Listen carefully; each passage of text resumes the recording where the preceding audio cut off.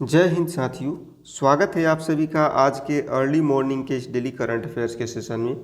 तो आज है 18 अगस्त 2025 और आज एक बार फिर से हम लोग चर्चा करेंगे 10 सबसे महत्वपूर्ण करंट अफेयर्स पर, जो कि आपकी सभी प्रतियोगी परीक्षाओं के लिए बेहद ही इम्पोर्टेंट है, बेहद ही उपयोगी है।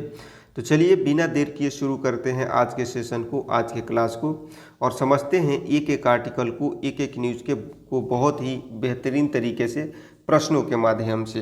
तो जैसा कि आज का पहला प्रश्न है कि हाल ही में भारत के 79वें स्वतंत्रता दिवस पर जो है किस अमेरिकी शहर में स्थित स्पेस नीडल पर पहली बार तिरंगा फहराया गया। आपको याद रखना है कि हाल ही में भारत के 79वें स्वतंत्रता दिवस पर जो है किस अमेरिकी शहर में स्थित स्पेस नीडल पर जो है पहली बार तिरंगा फहराया गया। तो इसको याद रखिएगा, सिएटल पर। कहाँ? सिएटल में जो है वहाँ पे स्थित स्पेस नीडल पर। देखिए, भारत जो है इसके 79वें स्वतंत्रता दिवस के मौके पर जो है अमेरिका के सिएटल शहर की मशहूर इमारत है जिसका नाम है स्पेस नीडल, इस पर पहली बार तिरंगा फहराया गया। यह एक ऐतिहासिक क्षण था क्योंकि यह पहली बार है जब किसी दूसरे देश का झंडा जो है स्पेस नीडल पर फहराया गया है। 605 फुट ऊंचा यह स्पेस नीडल जो है 1962 में विश्व मेले के लिए बनाया गया था और यह सिएटल की पहचान का प्रतीक है। इस मौके पर आयोजित कार्यक्रम में सिएटल में भारत के महावाणिज्य दूत प्रकाश गुप्ता जो हैं और सिएटल के मेयर ब्रूस हैरेल जो है ये भी मौजूद थे। तो इस बात को आपको ध्यान रखना है। अगले प्रश्न की बात करते हैं। तो आज का अगला प्रश्न है कि हाल ही में किसे नागालैंड के राज्यपाल का अतिरिक्त प्रभार जो है दिया गया है। हाल ही में किसे नागालैंड के राज्यपाल का अतिरिक्त प्रभार जो है दिया गया है। तो इसको याद रखिएगा, अजय कुमार भल्ला को। किसे? अजय कुमार भल्ला को। ठीक है। देखिए, मणिपुर के राज्यपाल अजय कुमार भल्ला जो है इनको 16 अगस्त 2025 को नागालैंड के राज्यपाल का अतिरिक्त प्रभार सौंपा गया है। यह नियुक्ति नागालैंड के तत्कालीन राज्यपाल ला गणेशन के 15 अगस्त 2025 को हुए निधन के कारण आवश्यक हुई। श्री भल्ला जो है 1984 बैच के सेवानिवृत्त आईएएस अधिकारी हैं और भारत की केंद्रीय गृह सचिव के रूप में भी कार्य कर चुके हैं।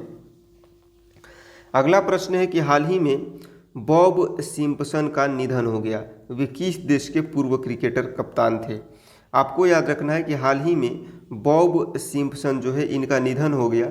वे किस देश के पूर्व क्रिकेट कप्तान थे? तो आपको याद रखिएगा, आपको याद रखना है ऑस्ट्रेलिया के। कहाँ के? ऑस्ट्रेलिया के। देखिए, बॉब सिम्पसन जो है ये ऑस्ट्रेलिया के पूर्व क्रिकेट कप्तान थे, खिलाड़ी और कोच भी थे, जिनका 89 ईयर्स की आयु में जो है 16 अगस्त 2025 को सिडनी में निधन हो गया। उन्होंने 1957 से 1978 तक ऑस्ट्रेलिया के लिए 62 टेस्ट खेले, जिनमें कि उन्होंने 10 शतक बनाए। कुल मिलाकर के लगभग 4869 रन बनाए और 39 टेस्ट में टीम की कप्तानी की। बतौर कोच उनका कार्यकाल 1986 से 1996 तक बहुत सफल रहा, जिसमें ऑस्ट्रेलिया ने 1987 का जो है विश्व कप, 4 एशेज खिताब और 1995 के फ्रैंक वॉरेल ट्रॉफी जो है जीती। अगले प्रश्न की बात करते हैं। तो अगला प्रश्न है कि Asian open short track speed skating trophy 2025 का जो है आयोजन कहाँ किया जाएगा। Asian open short track speed skating trophy 2025 जो है इसका आयोजन कहाँ पे किया जाएगा। तो इसको याद रखिएगा, देहरादून में। कहाँ पे? देहरादून में। देखिए, Asian open short track speed skating trophy 2025 जो है इसका आयोजन 20 से 23 अगस्त 2025 तक भारत के देहरादून में किया जाएगा। यह पहली बार है जब भारत इस प्रतिष्ठित अंतर्राष्ट्रीय आइस स्केटिंग प्रतियोगिता की मेज़बानी कर रहा है। यह प्रतियोगिता जो है देहरादून के महाराणा प्रताप स्पोर्ट्स कॉलेज में जो है स्थित हिमाद्री आइस रिंक में होगी, जो भारत का एकमात्र ओलंपिक आकार का आइस रिंक है। इस टूर्नामेंट में लगभग 11 एशियाई देशों के स्केटर्स और अधिकारियों की कुल संख्या 240 के आसपास होगी। अगले प्रश्न की बात करते हैं। तो हाल ही में जैकब बेथेल जो है किस देश के पुरुष क्रिकेट टीम के सबसे युवा कप्तान बने हैं। हाल ही में जैकब बेथेल किस देश की पुरुष क्रिकेट टीम के सबसे युवा कप्तान बने हैं? तो इसको याद रखिएगा, इंग्लैंड के। कहाँ के? इंग्लैंड के। देखिए 21 वर्षीय ऑलराउंडर जैकब बेथेल जो है, इनको इंग्लैंड की पुरुष क्रिकेट टीम का कप्तान नियुक्त किया गया है। उन्हें आयरलैंड के खिलाफ सितंबर 2025 में होने वाली 3 मैचों की T20 सीरीज के लिए यह जिम्मेदारी दी गई है। इस नियुक्ति के साथ वह 136 साल पुराना रिकॉर्ड तोड़ते हुए इंग्लैंड के क्रिकेट इतिहास में सबसे युवा पुरुष कप्तान बन जाएंगे। उनसे पहले 1889 में मोंटी बोडेन जो है 23 साल की उम्र में इंग्लैंड के सबसे युवा कप्तान जो है बने थे। तो इसको आपको याद रखना है।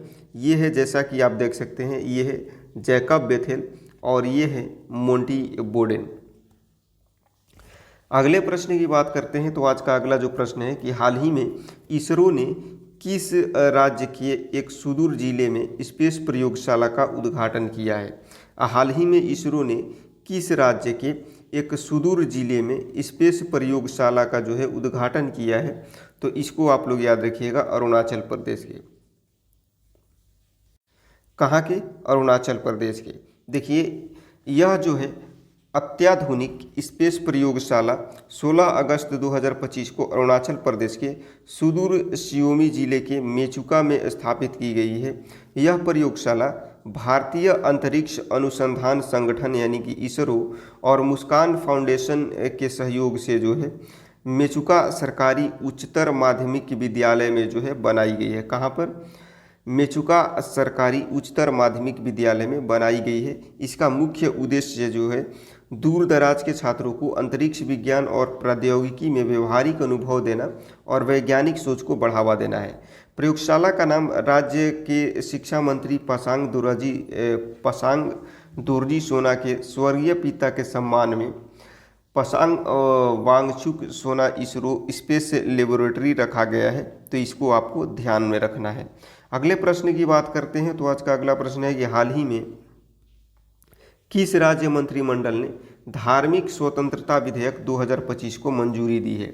हाल ही में किस राज्य मंत्रिमंडल ने जो है धार्मिक स्वतंत्रता संशोधन विधेयक 2025 को मंजूरी दी है? तो इसको याद रखिएगा, उत्तराखंड ने। किसने? उत्तराखंड ने।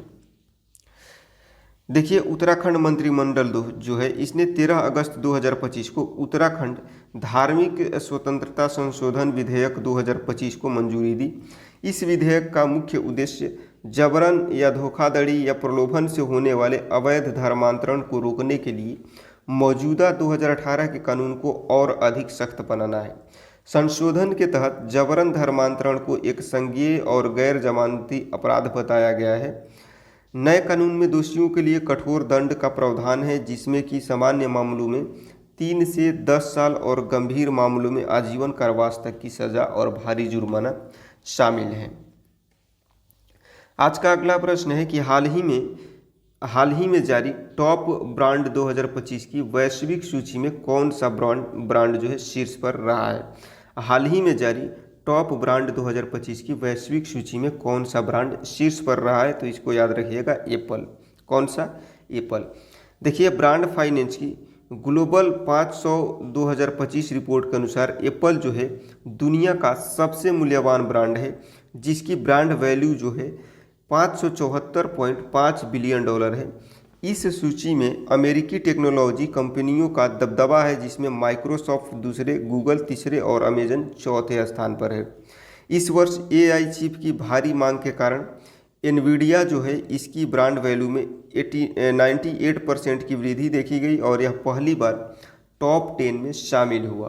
तो ये है कुछ पूरे विश्व के ब्रांड्स और उनके नाम, और कहाँ के ये है ये देश भी बताया गया है और उनकी ब्रांड वैल्यू कितनी है, तो ये आपको यहाँ से देखने को मिल जाएगा। अगले प्रश्न की बात करते हैं। तो रिपोर्टर्स विदाउट बॉर्डर्स द्वारा जारी वर्ल्ड प्रेस फ्रीडम इंडेक्स 2025 में नॉर्वे और भारत की रैंक क्या है? रिपोर्टर्स विदाउट बॉर्डर्स इसके द्वारा जारी वर्ल्ड प्रेस फ्रीडम इंडेक्स 2025 में जो है नॉर्वे और भारत की जो है रैंक क्या है? तो इसको याद रखिएगा, नॉर्वे का रैंक है 1 और भारत का रैंक है 151। देखिए वर्ल्ड प्रेस फ्रीडम इंडेक्स 2025 में जो है नॉर्वे लगातार 9वें साल पहले स्थान पर रहा है, वो जहां की मजबूत लोकतांत्रिक संस्थाओं और प्रेस की स्वतंत्रता को दर्शाता है। इस सूची में 180 देशों में भारत को 191वां स्थान मिला है। यह रिपोर्ट अंतर्राष्ट्रीय गैर लाभकारी संगठन रिपोर्टर्स विदाउट बॉर्डर्स द्वारा हर साल प्रकाशित की जाती है। पिछले वर्षों की तुलना में भारत की रैंकिंग में सुधार हुआ है। 2024 में यह 159वें और 2023 में 161वें स्थान पर था, लेकिन स्थिति अभी भी बहुत गंभीर श्रेणी में है। आज के अगले और आखिरी प्रश्न की बात करते हैं तो हाल ही में दक्षिण कोरिया में आयोजित hockey together international coaching camp में भाग लेने वाली रिगजिन यांगदोल जो है भारत के किस क्षेत्र से है। आपको याद रखना है कि हाल ही में दक्षिण कोरिया में आयोजित hockey together international coaching camp में जो है भाग लेने वाली रिगजिन यांगदोल भारत के किस क्षेत्र से है, तो इसको याद रखिएगा, लद्दाख क्षेत्र से। कहाँ से है? लद्दाख क्षेत्र से है। देखिए, रिगजिन यांगदोल जो है इसने दक्षिण कोरिया में आयोजित hockey together international coaching camp में जो है भारत का प्रतिनिधित्व किया। वह जो है केंद्र शासित प्रदेश लद्दाख के लेह जिले के कुकसो गांव की रहने वाली एक युवा कोच है। इस प्रतिष्ठित अंतर्राष्ट्रीय शिविर में उनकी भागीदारी ने क्षेत्र के अन्य युवाओं को हॉकी में करियर बनाने के लिए प्रेरित किया है। तो इन सभी बातों को आपको ध्यान में रखना है। तो उम्मीद करता हूँ आज के सभी प्रश्न जो है आपको बहुत अच्छे तरीके से याद हो गए होंगे, और प्रश्नों के माध्यम से जो मैंने आपको आर्टिकल समझाया, जो मैंने आपको न्यूज़ बताने का प्रयास किया, वो सारी चीज़ें आपको बहुत अच्छे तरीके से समझ में आ गई होंगी। तो क्लास कैसा लगा आपको कमेंट सेक्शन में मेंशन करना नहीं भूलिएगा। अगर अच्छा लगा हो तो लाइक करिएगा, हेल्पफुल लगा हो तो दोस्तों को शेयर करिएगा ताकि वो भी इसका फ़ायदा जो है उठा सके। और यदि आप हमारे चैनल पर नए हैं, आपको लगता है कि हम आपके प्रतियोगी परीक्षा की तैयारी को और बेहतर बना सकते हैं, तो चैनल को सब्सक्राइब करना ना भूलें। मिलते हैं नेक्स्ट क्लास में, तब तक के लिए सबको जय हिंद।